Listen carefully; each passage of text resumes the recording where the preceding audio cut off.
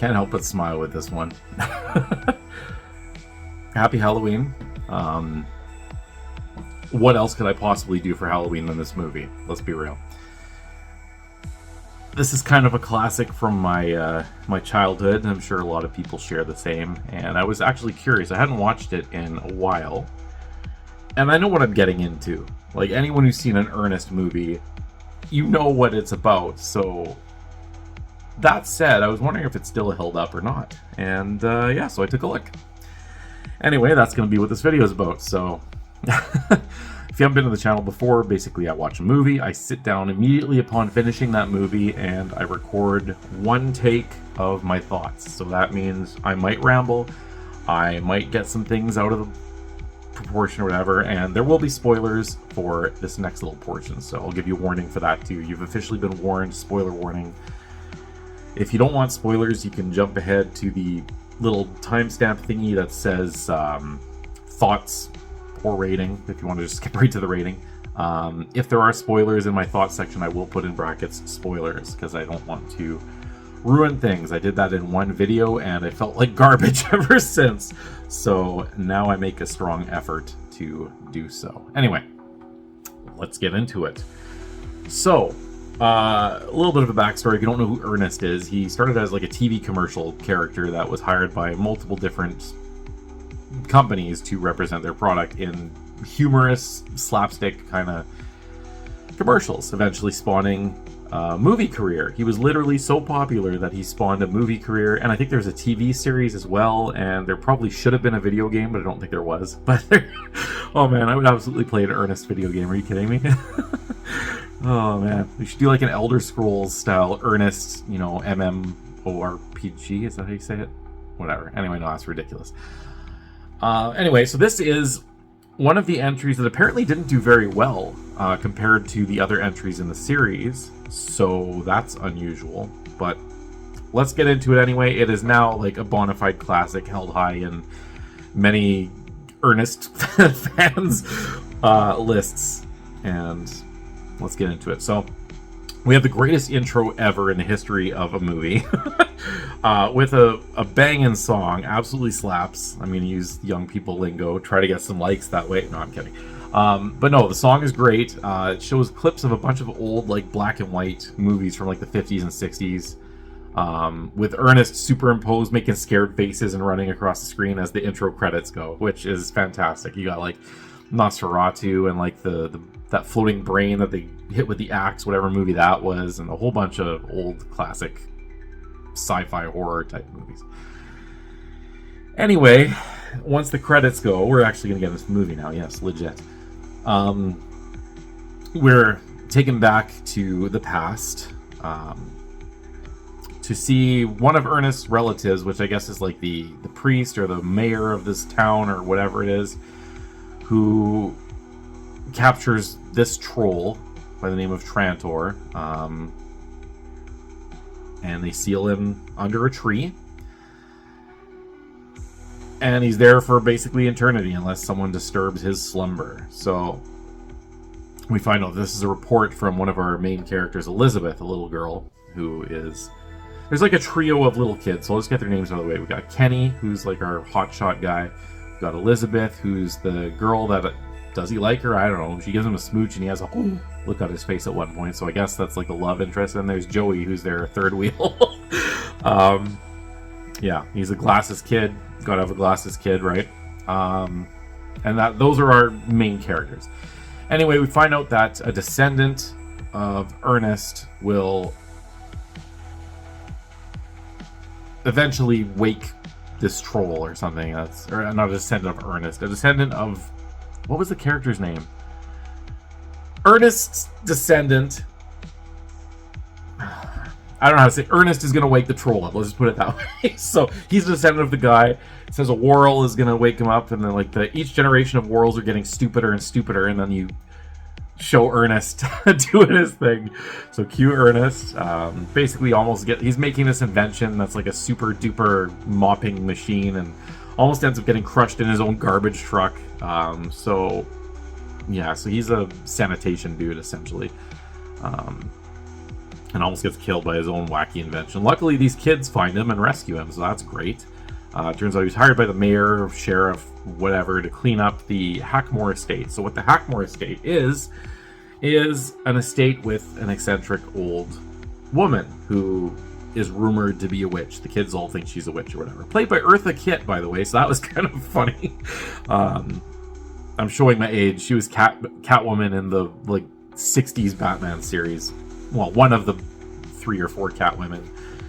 Anyway, whatever. Eartha Kitt's in this, so that's great. She definitely plays up the role to her best potential.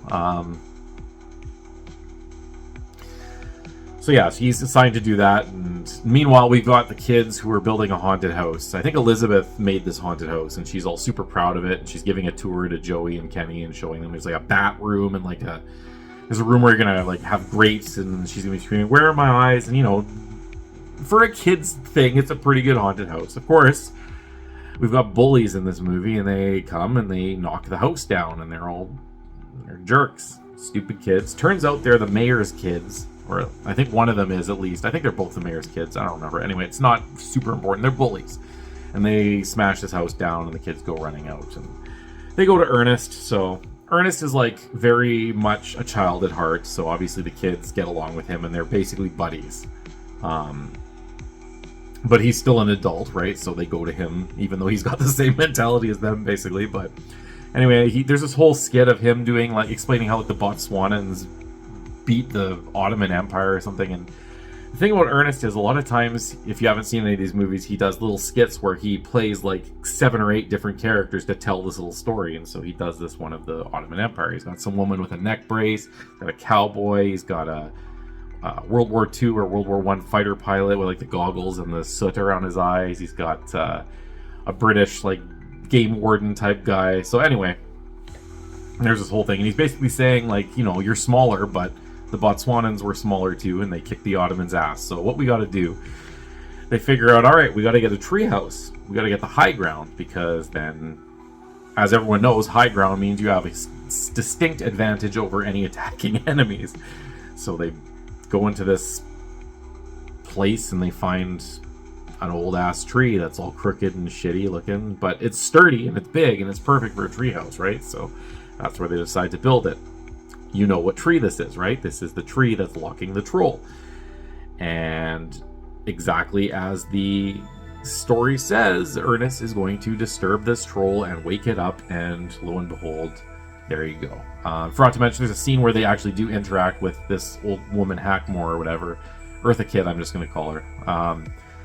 And she tells the story, too, of Ernest, you're going to screw everything up, blah, blah, blah. And he's like, yeah, whatever. He doesn't believe it. So he comes back to the treehouse after the kids successfully defend it from the bullies. They have, cat food and pizza launchers and shit like that. It's, very creative and unnecessarily creative. But it works. The bullies are all slimed and they frig off. So great.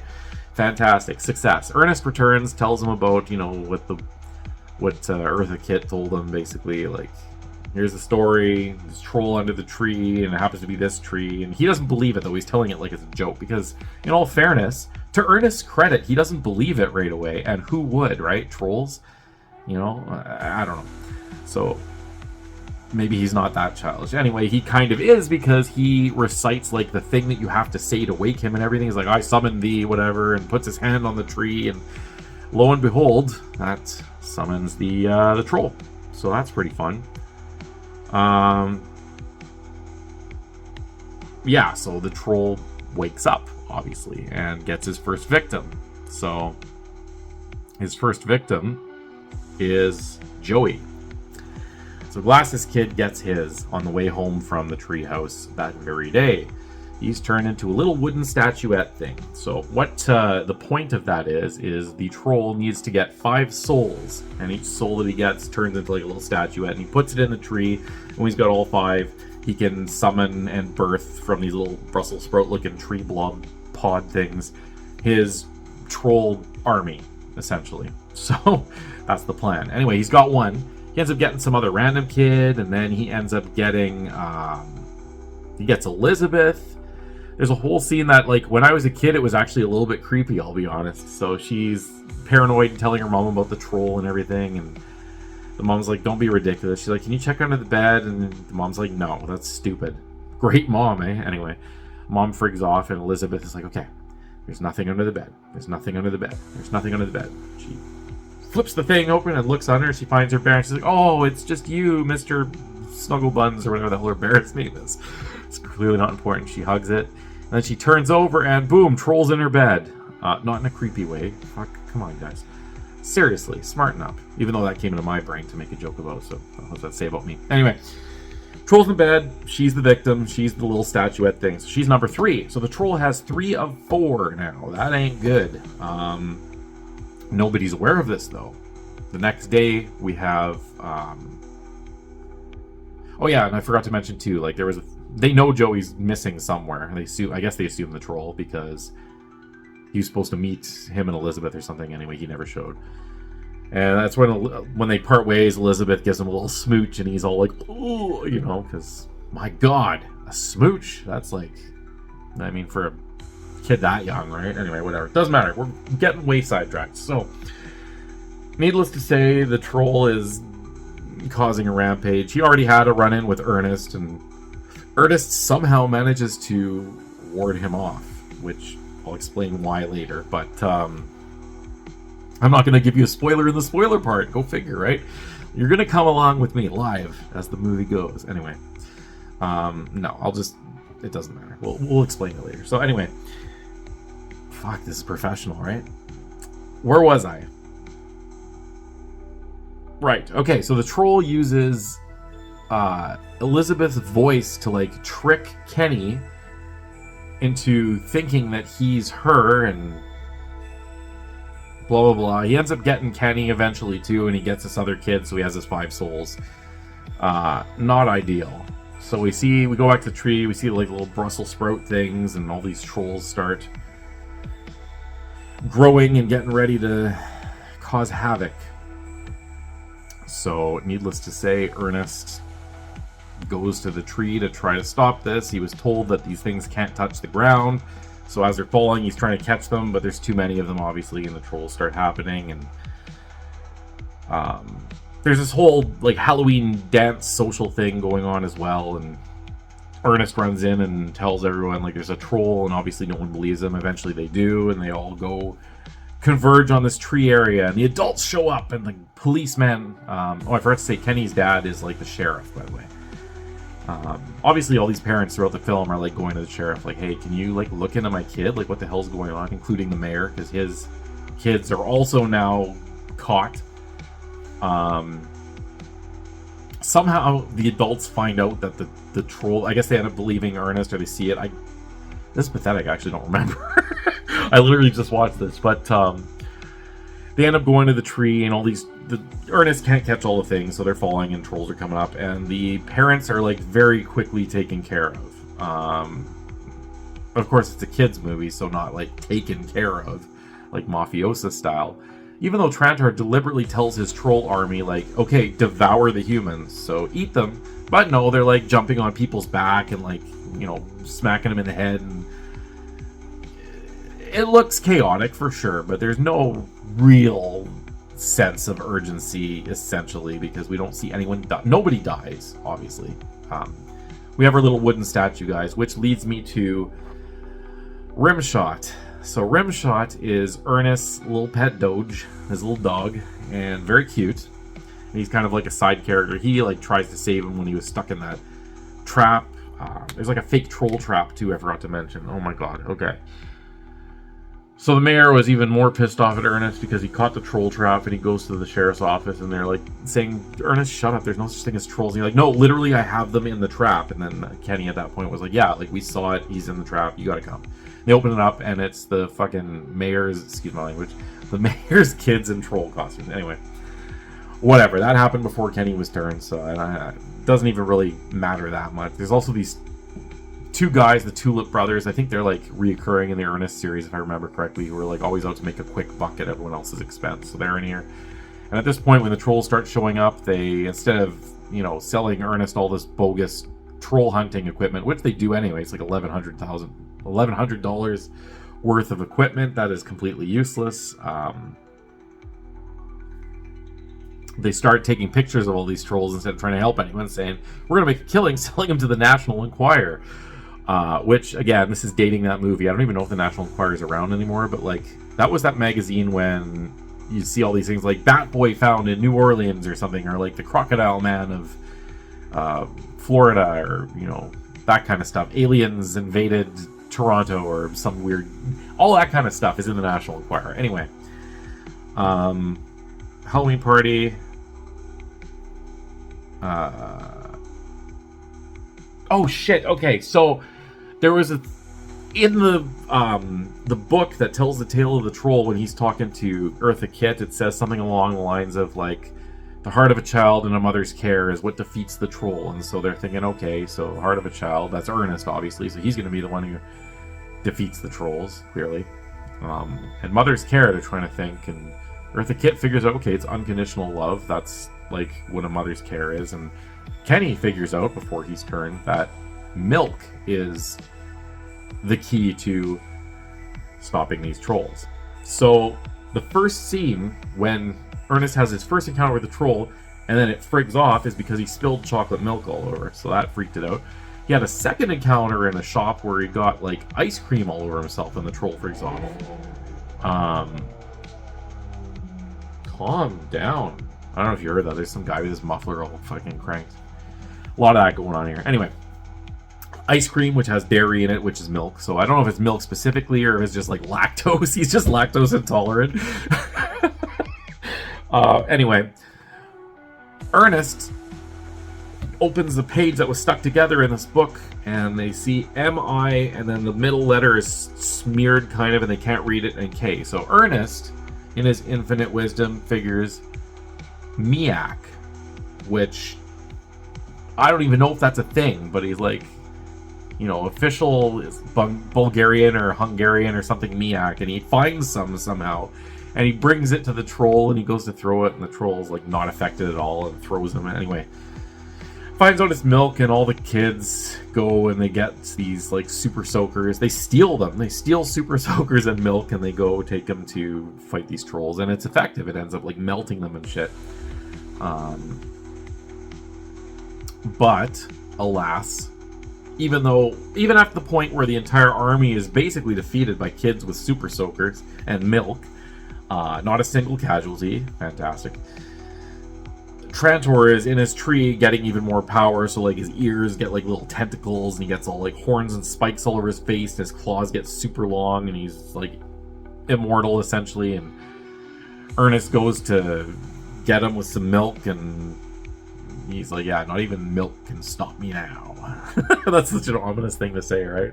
Not even milk can stop me now. I don't know what he says exactly, but that's essentially along the lines of it. Anyway, Ernest clicks for a second. He's ready to do more milk, thinking maybe it just means more, and he drops it, and he's like, mother's unconditional love. Boom. And Eartha Kitt, you see her smile as soon as she realizes that Ernest figured it out, because she was trying to get to him and tell him this whole time, but she couldn't for whatever reason. Anyway, so Ernest grabs the troll as it's like lunging at him, and like they start dancing, and he calls it like the cutest little thing, and gives it a little smooch, and pulls back and like a bunch of like slime, and he does this classic ew type thing. I can't do it, but his jaw, it's Ernest. If you know Ernest, you know what I'm talking about, the ew. Anyway, that gets him. Troll explodes. Kids start popping back to life, essentially. Like, their little wooden figures become the kids again. So we got Joey back, we got Elizabeth back, we got Kenny back, we got the stupid bully kid back, we got the other kid in the racist Native American costume back. It's the 90s, it was a different era, like, whatever. Not excusing it, but there were Indian costumes, and not Indian, Native American, but they're I'm not getting into that shit. That's politics stuff. Anyway, doesn't matter. We get a brief applause and everything, and Ernest is all sad, and he's looking down, and Eartha Kitt's like, Ernest, what's wrong? We, like, saved the day. And he's like, yeah, there's nothing in that tree for me. And he's talking about Rimshot, obviously, his dog, who is also woodified, whatever you want to call it. Anyway, all of a sudden, out of Ernest's truck, you hear a little bark, and there's Rimshot, and they have a little meeting up moment. Brings a little tear into my eye, and that's it. That's the end. Happy endings. So what do I think? Did this hold up? Now, again, you're watching an Ernest movie. You have to put yourself in the mindset of knowing what you're getting into. If you're going in blind, just expect ridiculousness. And that's what you're getting. There's a lot of slapstick, a lot of like one-liners. There's like, how about a bumper sandwich, booger lips, which is great. You'll see that scene for yourself. There's like one where it says like a troll squishkebab, and like all these things like that are very amusing. It's Jim Varney's delivery that makes it funny. Like, it's not necessarily that all the jokes are funny, but the way he really goes into his character as Ernest makes it fun. So, did I enjoy it? Yes, admittedly. I'll be the first to admit it's not a great movie. Like, it's not, as a film, it's not great. Like, you can't put it in the same category as some of the other films that I've rated what I'm going to rate this. We'll get into the rating after. But what it does succeed in doing is doing what it is to the absolute best possible ability of what it is. If that doesn't make sense. Fuck. It's unapologetically Ernest. I don't know how else to say that. You either like it or you don't, or you have nostalgia for it or you don't. I don't really know anyone who's kind of like, yeah, it was okay. There are people who are either like, oh, that's an absolute classic, watch it every Halloween, so good, my kids love it. Or they're like, it's so fucking stupid, I hate Ernest, he's an idiot, the movies are garbage. I tend to fall into the nostalgia part. And again, not saying that it's a good movie as far as like a movie goes, but it's a good movie as far as being entertaining goes. Now, again, without giving away spoilers and stuff, it's just the character. Like, it really does help if you've seen other movies to get into this character, but like, or knowing who Ernest is in general, because that's where the popularity of the series came from, is people knowing who he was in the commercials, and then you got the movie, and they're like, oh, okay, well, here we go. But if you like slapstick stuff and like really like lowbrow kind of humor, like there aren't like, you know, fart jokes and poop jokes and stuff like that. Like, it's not like that lowbrow, but I don't know. I'm not doing a good job explaining it. It's a kids movie, and most kids, I feel, would probably enjoy it in the age range of like, I don't even know. I'm so old that I can't relate to kids anymore, except the fact that I kind of have a soft spot for this movie. But I don't know, like 8-year-olds, a 7-year-old maybe. I don't know. What are today's kids? Are they way more adult? Like, I guess, I don't know. If they're not on their phone, they're not happy with life or something. I have no idea. But in my generation, kids enjoyed it. So I feel like an open-minded child would enjoy it. It's not the greatest review ever, but I'm trying to explain to you why I like it, even though it's not really good. And it all boils down to Jim Varney just going, you know, balls to the wall as Ernest, and that's what you're getting. So I'm rambling at this point, so let's go on to my rating. What am I going to rate this guy? Now, I've thought about this one for a while, because a lot of time I weigh different aspects of a film. How good was it actually structurally as a film? How good was the acting, the score, the pace of the film? Was it a genuinely good script? Was it entertaining, meaning funny, scary,